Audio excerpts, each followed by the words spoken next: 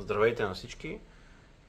Много от вас в коментари, в лични съобщения ми питаха да кажа малко повече за футболните мениджъри, дали децата имат нужда от мениджъри и общо взето да споделя това, което знам от моя гледна точка.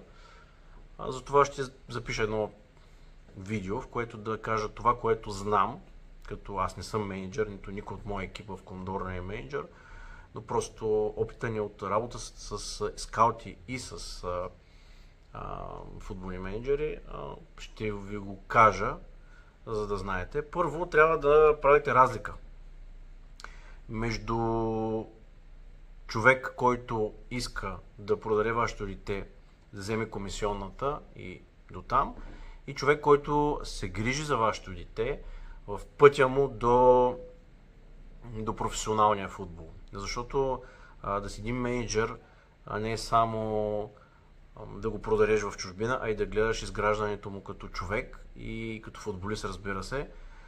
Затова имаме доста такива случаи с хора, които продават играча и след това го оставят, така грубо казано, на произвола, на съдбата.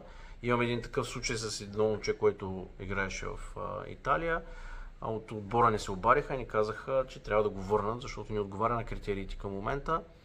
И аз попитах, добре, защо тогава менеджера не се занимава с това.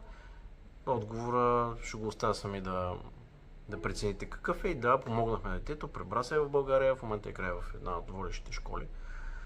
Но пак казвам, трябва да имате възможност за контакт с менеджера, за да си говорите с него, за да споделите вашите виждания, той да сподели неговите виждания.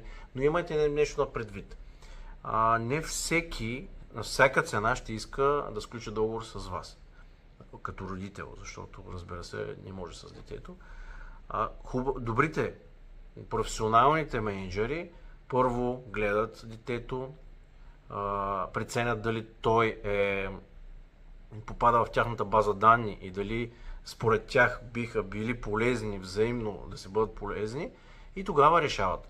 Не е да се обадиш и да кажеш искам ти да си менеджер и той да каже да, добре. Има ги и такива, но тогава вече трябва да ви светни лампичката, че това са от хората, които единствено трупат повече играчи и не ги интересува персонално футболиста. Разбира се, пак казвам, не искам да генерализирам, но трябва да гледате хора, които наистина ще се грижат за вашето дете и ще защитават неговите права. Другото нещо, което искам да споделя е, че